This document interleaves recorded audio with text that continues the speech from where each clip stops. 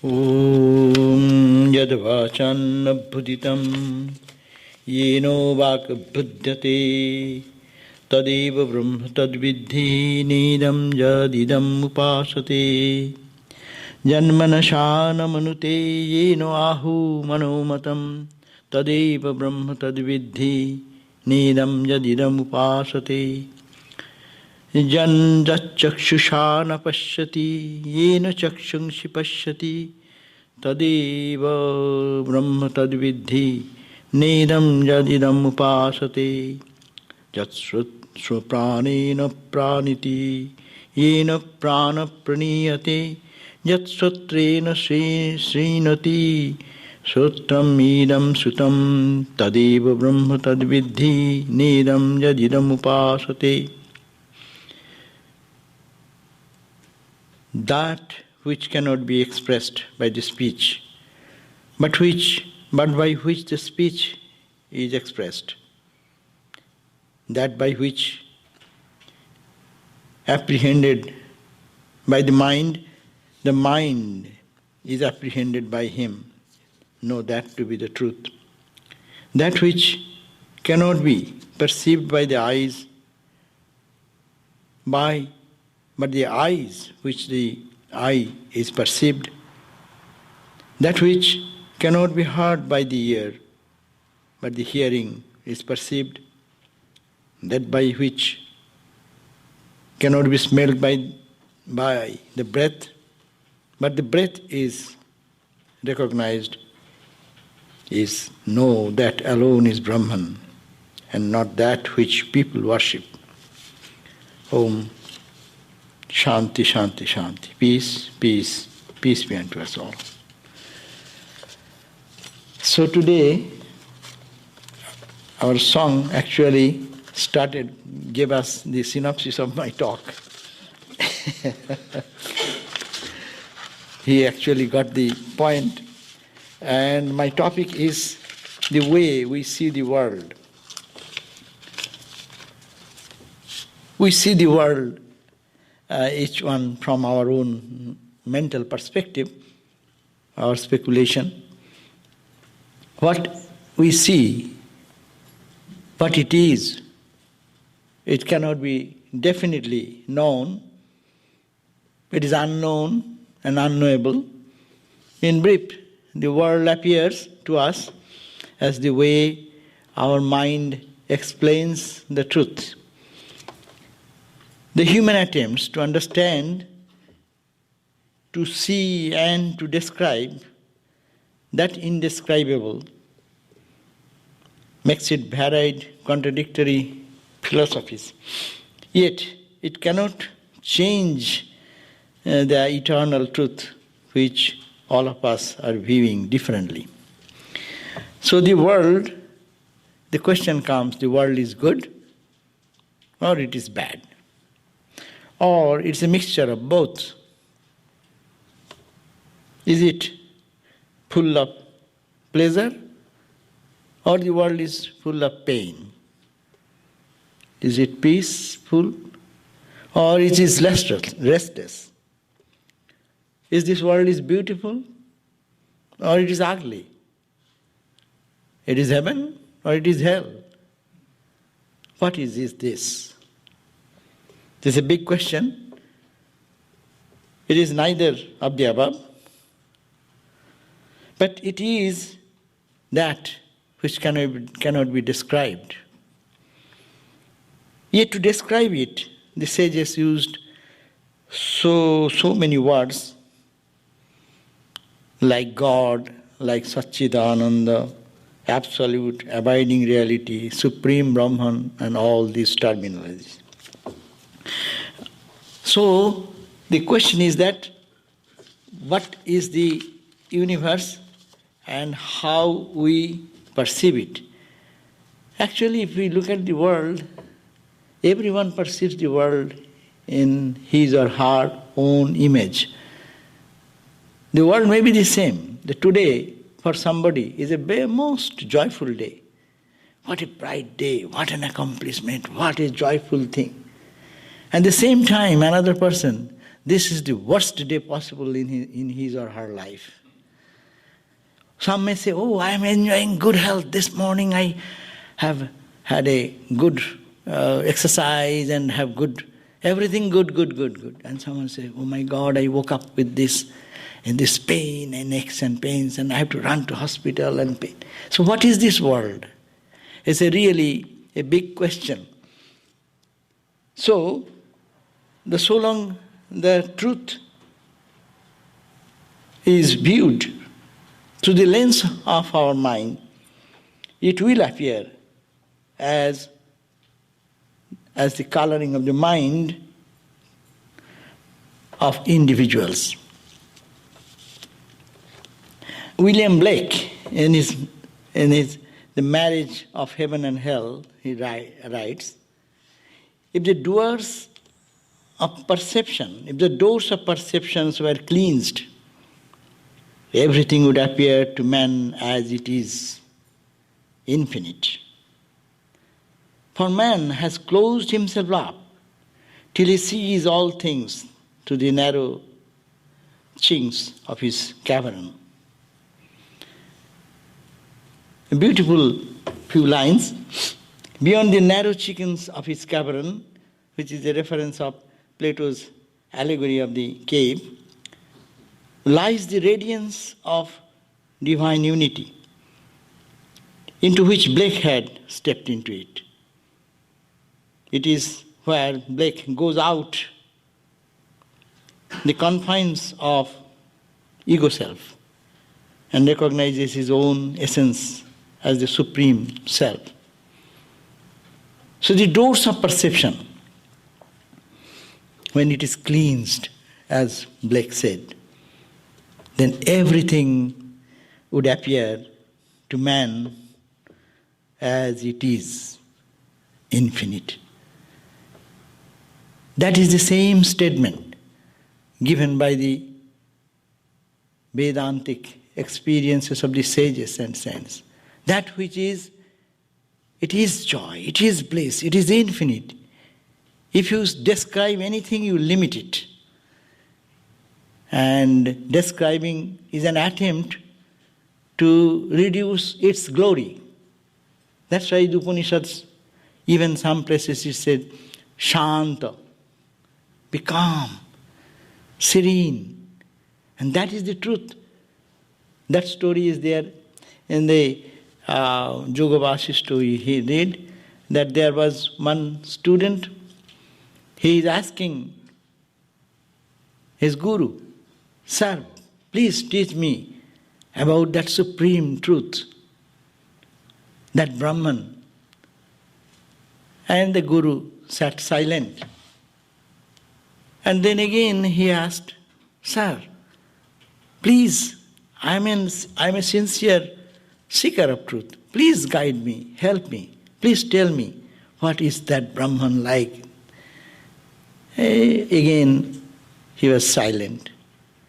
And third time when he spoke, again put this question, then the teacher said, my child, I am trying to teach you all the time, that you didn't get it. What was the message? Message was the silence. Silence is the message. It cannot be described. Beyond Amang Manasagocharam, beyond Bak, the speech, beyond Mana, the mind. These are the tools through which we describe, we measure, we fathom the universe. Amang Manasagocharam. It is Mana Bak Agocharam. It cannot be perceived through these limited tools through which we recognize the world and we try to express that experience. So it is, but still we view the world and the whole world, each individual views differently. And when that mind becomes clean, as we all know, this whole philosophy of spiritual life is nothing but purity of the mind, cleaning of the mind. And here, William Blake said, the doors of perception were cleansed. What are the doors of this mind is clean. When the mind is pure, then everything will appear to be as it is. It is infinite. It is the reality. It is the only truth and truth alone. But when the mind, according to the density of the cloud in the mind and the conception and misconceptions, the whole universe, though it is all bliss, though it is all God, it appears so diverse. In the mystic vision, the world resonates in a different level of reality. Infinite is lurking behind every mundane things of the world. That is the thing which is blocked from our vision. But we do not see the way as the seers looked at it. Sri Ramakrishna saw, we find the Sri Ramakrishna saying, Mother everywhere. It is repeatedly discussed. Even there is no distinction whether man, woman, holy, unholy, or animal even. The cat coming to eat and feeding him, mother, mother, mother, will you eat? Rama devotees, they find Rama everywhere. Krishna, the lovers of Krishna, they saw Krishna everywhere. You remember that story of Shankara's which transformation for him or for the whole world when he was criticizing that mad guy sitting on a street dog and eating something, a bread, first putting in his own mouth and putting in the mouth of the dog. And the dog gave a bite and then he takes back and again he is eating himself. This type of crazy man, Shankara saw, and he is not clean, unclean, so dirty. So seeing that, Shankara says, Duram apusarare chandala. Get out of my way. I am going to Shiva temple. Make it clean, my road, my path. And then came that beautiful experience of words of wisdom. The Vishnu upari sthito Vishnu. Vishnu khadati Vishnave. Katham hasasire Vishnu. Sarvam Vishnu mayam jagat. What a grand statement. Vishnu upari. You are seeing the dog, street dog? What is street dog? It is Vishnu, the Lord, who pervades everything. Vishnu means Vyapnoti iti Vishnu. That one who pervades in the nooks and corners of the whole universe. There's nothing but that consciousness. And that is the same Vishnu. And Vishnu Upuri, you see the dog in name and form, that is your misconception. But it is Vishnu. And Upuri Sthito, you see, who I am sitting over the dog, is a dirty man, you see, I am a mad cop, you see. But that is also Vishnu, the Lord Vishnu. And Vishnu, the Lord Vishnu in the form of this mad man, Khadati Vishnave, is feeding the Vishnu, the dog whom you see. Vishnu is feeding Vishnu, the Lord is feeding Lord. And you also, you know, you Shankara, you think you are Shankara. Katham hasasire Vishnu. Oh Vishnu. He is not saying, oh Shankara. He is saying, oh Vishnu. Oh Lord. Why are you ridiculing me? Why are you laughing at me? Sarvam Vishnu mayam jagat. Everything is permeated with that consciousness, that blessedness, that absolute reality. See, that is the experience. That is the experience, and how can that be felt by us? We are seeing, yesterday Ram Nam song was going on. Santara Rama, Bahar Rama, Naki Bahira Rama, I do not know. Jo kuch dekhata, Rama hi Rama. A Rama devotee, Antara Rama, closing the eyes, sees Rama inside. Opening the eyes, Bahari Rama, everything is Rama, Rama, Rama. Jo kuch dekhata, Rama hi Rama. Whatever he glances at, whatever he views, whatever he sees, it is only Rama and Rama and Rama, only and nothing else. That's why I quote this also many times. Yo Ram Dasrath ki beta, Ohi Ram ghat ghat mein leta, Ohi Ram sabse niyara, Ohi Ram jagat pasera. Yo Ram Dasrath ki beta, as we see, who incarnated in the form of Rama as the son of Dasharatha. Wahi Ram, ghat ghat mein leta. Each ghat in the each heart. That Rama resides in every heart. And Wahi Ram, sabse niyara, is the closest of the close. And he is Jagat Pasera. He is permeated in the whole universe. See the experience, these are all the experience, different beautiful experiences of nameless saints and sages. Christ in the front, Christ below, Christ above, Christ on the right, Christ on the left. It's an experience. It's a tangible experience. They also are like you, human being.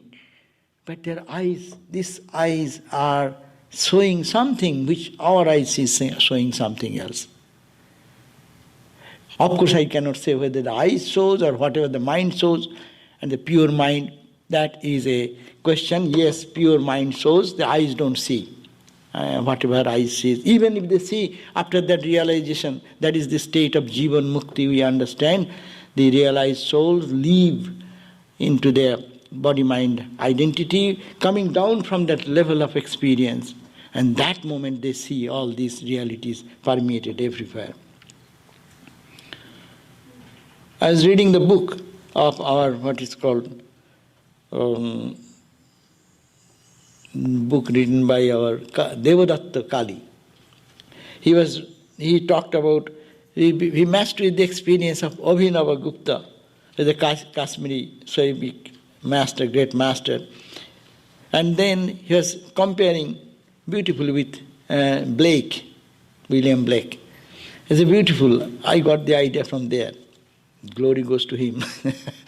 So he there compared, you see the experience of the Kashmiri saint Abhinava Gupta, which is 1,000 years past, and of Blake, which is after 800 years or some gap of difference of centuries, how the experience resonate there and this. We always compare with the Vedic experiences and Ramakrishna experience. This is also another thing he has compared beautifully in that book, that the experience, how it resonates and how it appeals to the mind, and their experiences are almost the same. Here, Abhinava Gupta, he writes in his one of the poem that at all times spread peace and check the stream of chatter with those who speak of trifling things. Fall not into the habit of asking what or why is that, and who are you? That which shines uninterruptedly with glittering splendor, making distinct the phenomenal and imagined things of the world, it is itself free from distinction. What perception of objects can there be in the void, the domain of Shiva, the abiding reality, the supreme Brahman? See, what he is saying, that who are talking of trifling things, speak of the trifling things. And he's talking of the world view in which we live and sleep and eat and die. That type of vision, that type of living life, is asking us not to fall into that habit, into that living, and also not to ask why, what, this, that. But he's saying that which shines uninterruptedly. There is no interruption in that ever-shining truth behind this universe as we see. Saying that which shines uninterruptedly with glittering splendor. Beautiful translation. Making distinct the phenomenal and the imagined things of the world is itself free from distinction. You see, what you are seeing, it is the same. You are viewing, as Ramakrishna said, I see you as a human being, but there is no human being as such. It is only the divine. Swami Vivekananda said that you see the table, you see God first, and then you see the table. Bringing to our awareness is bringing this understanding, because we see the consciousness first, the perception as it goes on. I see you, I see that table, I see the pews. It is just eyes are carrying that sensation, the rays, and then sensory nerves to the brain, to the perception, to the mind, and mind brings that information to the inner reality, and then it touches the ground of ever-shining consciousness behind. And when it touches, then it gets the mind gets the approval, yes, I see it. So we see the Atman first there, the consciousness first, in the inmost reality of our being, before seeing, before recognizing. But it happens in such quick succession. It is much faster than any computer, your Google engine. A Google engine does so fast, but it does much faster. And it is, when the engine was set, only God knows. It is God's creation. So it is perceived. Every perception, what we are seeing the outside world, it is only this external thing coming and going, and it is going to the mind sending that message to the intellect, according to Vedantic perspective, and that intellect is sending that message to the ego, and ego says, I got it, but he cannot understand unless the light of the self-luminous reality flashes on that, and then it comes back as our understanding and reaction. So we see God first is a logical way of understanding, but we don't know that. We see God first and then you see the world.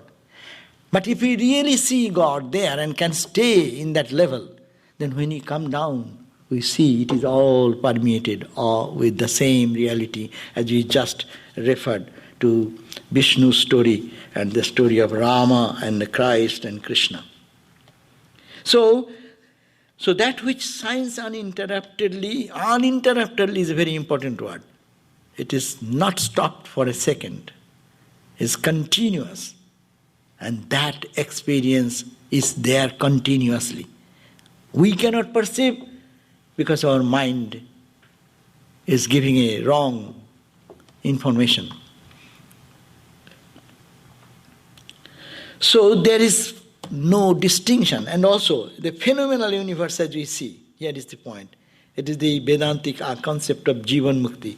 In the phenomenal universe what we see, this diversity, this difference, this good and bad, this happiness and misery, this pleasure and pain, whatever we see in the phenomenal universe, is imagined things of the world.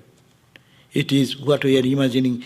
It is itself free from all distinctions. What perception of objects can there be in the void? What perception? He is saying void. He has also a language, Shunna. That Buddha also used the word Shunna. But anyhow, here in that void means where there is no duality, where there is no multiplicity, where there is no you, me, there is no I, me, mine, ego, mind. Where in that void, he is using the word That is the domain of Shiva, that is called Shaivism or Kashmiri Shaivism. In that Shiva consciousness, where you find that a perception of this objective universe is there. There is no such objective universe possible. Into that void where everything is extinguished and only remains that Shiva, the abiding reality, the supreme Brahman. Now, we were reading the Mandukya Karika. So, we found that there is a beautiful verses are coming, we are now reading, come to that point, where it says that how we view the world. There are 35, at least he has quoted 35 opinions, to see how we see the world, how we perceive the world. And each one is correct. The truth of the matter is that everyone is correct. Here comes Sri Ramakrishna into our help. There is no contradiction, there is no fight between. That's why India survived with all these contradictions. Though sometimes they intellectually fought with each other. And actually was a bad time for those people who have less strong argument at that time. Shaivites are sometimes very poor in argument. So Vaishnavites got power there. And Vaishnavites are got oppressed when Shaivites got their argument strong. So forget those things. But the point is that there are views and opinions to see the world, how they view the world. It is very interesting. I hope to bring these views one by one. It will take maybe not in one session, it will take few sessions. But it is better to know, and you see how those views even we carry today. Because so long humanity will remain, people will think, and think according to the correct capability of the mind and the level of understanding. So all these views are mentioned there, but you have to go back again to the conclusion that it is truth does not change because of our viewing, whatever way we view. So here Gaudapada mentions in his Karika that there are pranadivi anantascha bhavai etai vikalpita. In prana means what is the ground of this universe? It is energy. Modern science we are talking so highly about that, how much improvement we have done, how much we have come close to the truth of Vedanta. But what we are going to? We are thinking of the primordial energy. What is behind this matter? We see the matter, there is no matter. And go down and back and back. You go to the Higgs boson particle. Go back. Where do you go? But it is a tangible thing which you can see through your telescope or mechanism. It is visible to the mind, to the eyes. So he says, pranadivi anantascha bhavi. There are infinite numbers of attitudes and angles of looking at the truth. Some say prana. Prana does not mean this vital breath here, but the energy. But you can go matter, behind the matter, that energy as we talk about. Etoi vikalpito. These are all conjecture of the mind. Why conjecture of the mind? Your one state of your developed mind, you think one way, your mind improves and your mind gets clear of some doubts and confusions. You see the world in another level. As I always, Swami Vivekananda's example is very appealing to me. When we look at the same sun, and we get different views of the same sun. How big is this? How much of light is that? How much energy is there? And if we move on, we'll find that infinite potentialities are there. In mathematics it is so clear. From point 1 to point 2, Even point 1 to point 2 you go, there may be infinite decimals in between. Infinite views. Everywhere infinite. It's a you can say God's magic. But it is finite, we see finite, but everywhere is infinite. 1 to 2 you go, 1 to 2. You can have infinite number of points, point 21 million zeros and 1. 1 trillion zeros and 1. How many? Can you make any distinction? Now we get the timing in the what you call the 1,000 parts of a second and 10,000 parts of a second. We can now just understand that, no? So it is infinite there. So Maya esatusya devasya jaya mohitang sayam. Jaya ayam mohitasayam. So these vikalpana, these are all different understanding, misunderstanding or imaginations of the fantasy of the mind. And Maya, the what you call undefinable entity, that is its cause. The devas, so that effulgent self is being covered by that. Mohitam Swayam. By its own power, this same effulgent self as if appears to be finite and limited. That means here, this is due to the Maya or ignorance of the luminous Atman itself, by which it is deluded. That means this self, which has created this delusion, and which has covered himself, as it were, by its own power. That's why we find, to understand this, how that self-effulgent, self-resplendent Atman can cover himself and delude himself and play, working in this world with millions of different concepts, and then moving on from one to the other, to the other, to the other, and ultimately get released from all bondage. It's a very mysterious thing. How can it be possible? So we find that in the Vedanta Sar, it has been mentioned that the sun does not change, but sun only is the creator of the cloud. Who creates the cloud? Sun creates the cloud. And the cloud covers the sun. It is the Brahman, the same. Why it happens, don't question. There comes the question of Leela in the devotional term, and the term of Vedanta is a Maya. But don't question. Why, what? It is. But this is the trick, that the self-effulgent Atman, which is ever manifesting, cannot be covered by any ignorance. There comes the same sun as it creates the cloud to cover the sun itself. So similarly, the Atman appears to be covered by his magic winding stick, and he has created this universe. So meghachanna drishti, meghachanna markam, yatha baddhavad bhati. As meghachanna drishti, when our eyes get stuck by the megha, the cloud, and then we say, oh, the sun is not there today. Sun is not in the sky today. But sun is there, it is not gone anywhere. It is my vision is blocked by the megha. Who created this cloud, megh?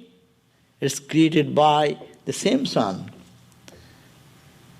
who has created me, who has created you, who has created this earth, which has created these elements, who has created this food for our sustenance, who has created this breath. The same sun, it is coming from the same source, and it is covering the same sun in the physical level. So in spiritual level and in our mental level, we can understand how much covering is there, deeper covering. The sun creating the cloud and cloud covering the sun. No, it cannot cover the sun, it covers our eyes, because our eyes are limited. Therefore, we have to go beyond our eyes, these eyes. But we have to develop another type of eyes which can give us that experience. So the worldview is seeing the Satchidananda or Brahman through the clouded mind in its different depths. And in this seeing this, when this created universe we see through our mind, there comes my attachment, my aversion, my anger, and my emotions, because of the mental projections, and reality remaining unchanged, whether we see it as human being or as material objects, as atoms, molecules, particles, void, whatever we say, this universe, ultimate truth of the universe remains unchanged, and that we call simply God. Therefore, we find that it is an Gaudapada mentions about, as I said, 35 worldviews. Philosophers of different mental attainments describe the same world according to their perception. It's an interesting study indeed to note that even today we the people have distinct philosophical ideas are prevailing in this world, and we are part of one view or the other view, though we do not analyze it every day in our day-to-day living. The world, actually in Sanskrit, it means world or universe comes from the word Jagat. And Jagat, Jagat comes from the word Gam Dhatu. Gam Dhatu means which moves, which goes on, which on and on in changes. Who perceives this world, whether physical or mental, gross or subtle, earth, heaven or hell, who perceives it? That is the question. First of all, our mind perceives the world. And mind alone cannot perceive, because mind falls under the category of the insentient world. So mind cannot. Swami Vivekananda says, the mountains of today were the ocean of yesterday and will be the ocean tomorrow. Everything is in a state of flux. The whole universe is a mass of change. But there is one who never changes, and that is God. So here, again the Gam Dhatu, it is all changes. What we see today as mountain, it is no more mountain, it was one time ocean. What we see as ocean is not ocean, was one time mountain. So like that it is all change. Everything is in a state of flux. The whole universe is a mass of change continuously going on. It is a reality. If we pay our attention, we can easily understand how everything, every second it is changing. But there is one who never changes, and that is called God. The whole worship is worship of God, Swamiji says. Wherever there is life, there is a search for freedom, and that freedom is the same as God. See, what a beautiful perspective of looking at our life, that His whole life is a worship of God. We do not know, but still the truth does not change because of my knowing or not knowing. We are dealing with God every moment, every breath. Whatever our actions, our thoughts, our love, our hatred, our anger, our frustration comes, all these emotions, it is all dealing with God. And there is nothing but God ultimately. So whole worship is of God. Wherever there is a life, there is this search for freedom. And everywhere we are trying to know, whom am I searching? What is the benefit of that? But we do not know, but we are searching for that freedom, to see that infinite.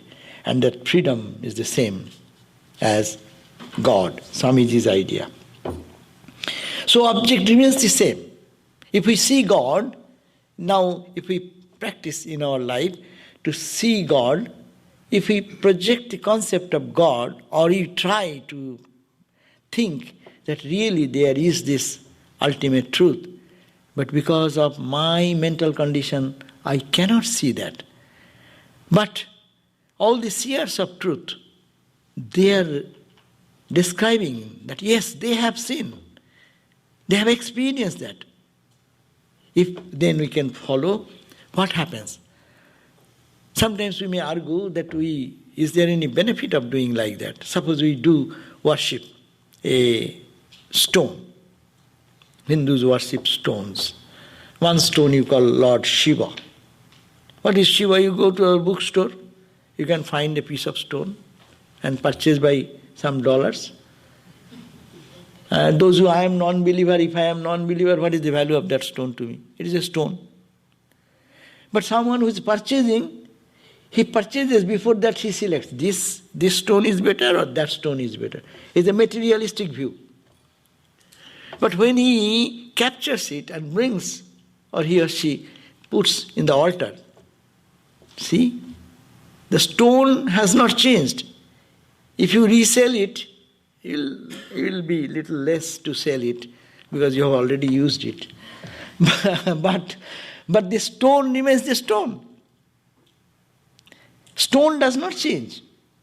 When you cry with your tears in your eyes, oh say, oh Lord Shiva, Aba Shiva par karo mera naiya. Oh Lord Shiva, please help me cross this ocean of life. When you cry like that, you see the peace comes here. Stone, touch the stone.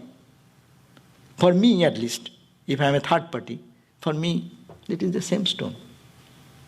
But for the person who is doing this worship, putting this concept of the divinity and trying to get out of the mental construct which has given us this view that is a matter or is energy. There I will read that 39 views. But before that, but if we start our spiritual journey in this way, that everything is in a state of flux, but there is only one, and we are all worshipping the same reality. The whole worship is worship of God. So if we start feeling this way, then you know every day with this type of sincere conviction of believing in the words of these sages and following their path, a revelation comes. Mind becomes cleaner and cleaner and cleaner. One day, as Abhinavagupta says, where will be this void? In this void, duality will remain. Where is that duality in this void? Which is Shiva and all Brahmans, Supreme Brahman. So that is the point, that this is the benefit of this spiritual practice. That it is, we have to change our view, the way we look at the world. It is actually, though I am not in a position to accept it, for those who are suffering, those who are in the troubles of life, this high philosophy of God is everywhere does not work. As Swami Vivekananda said, who said, there is a mystic, Nazrul said, Sukanto, there is a Bengali poet, he said, Khudhar Rajye Prithivi Goddamoy. When your stomach is aching with hunger, this Prithivi Goddamoy, this earth is no more poetic. Purnima Chad, your full moon night, is no more a beautiful night. It is a jhalsan ruti. It's like a burnt bread someone has given you to eat. No? You are hungry, full of hunger, but someone has given you a burnt bread which you cannot take it. So full moon night will appear like that. So for the realistic view, we may say sometimes that is the realistic view, and this philosophy is too high for us. But what is the way out? Not that we will not make our effort to handle this situation of life, but to get this view, world view, not to stick on to our old concepts in which we are born. We are just grown into a concept, and the world mind has totally been deluded by that concept, and we are holding to that.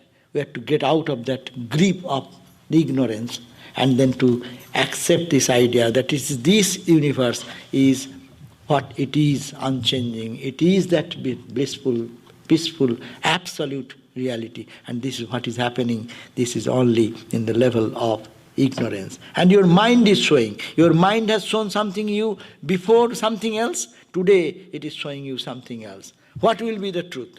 That's why the analysis of Vedanta is so many ways. Or even if we go to the idea of different philosophers of the past, we'll find that how they are so meaningful to think. I'm not entering into the views of Gaudapadas today. Or shall I start one? Let me start one. So this is about the ultimate truth, as I said, that we will have to change our worldview, that it is stone remains stone, image remains image, a cross remains cross, an altar remains altar, a crucified form of Christ may be hanging in the wall. In the mystic eye, Christ appears like a lively person, but it remains the same for us, the ignorant.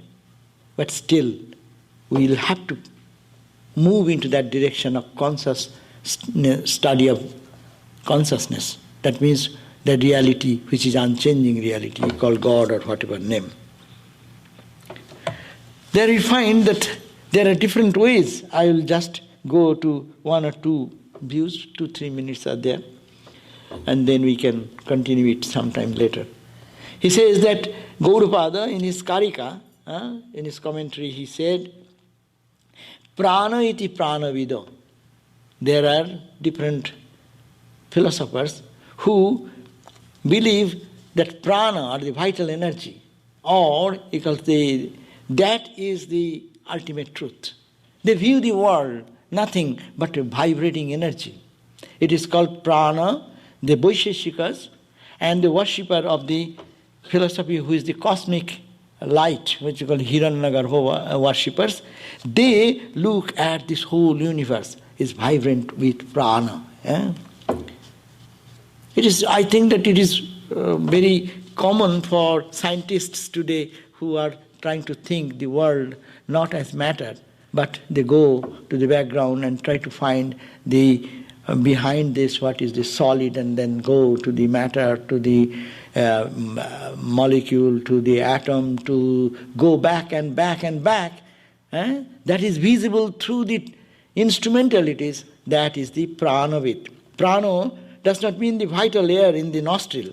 Prana, in its philosophical connotation, is the total energy. It's called Sanskrit Sutratma. Energy as the foundation of all creation. No matter.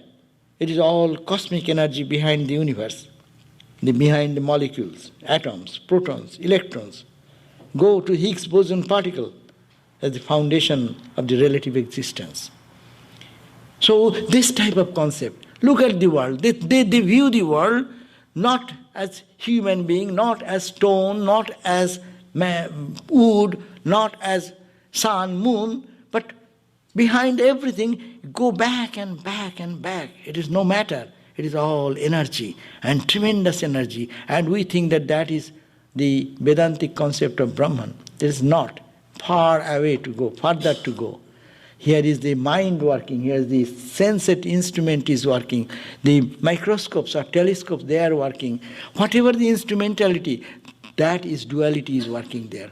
But it is said, in ancient times, this type of philosophers, they believing in the cosmic energy, they worshipped the cosmic energy as God and to find for their liberation. That is called the Hiranyagarbha Upasakas. It is an ancient terminology, but we can easily connect with our modern ideas. Then Bhutani iti tadvida, that means the Charvaka theory will come. Guna iti gunavida, Sankhya's philosophy will come.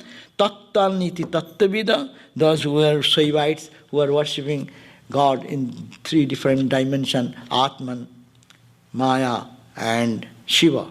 So I will go to those next time. Not next month, but some other time. So it's very interesting to see that how we are all living in the same world, but we are so differently observing the things. Thank you.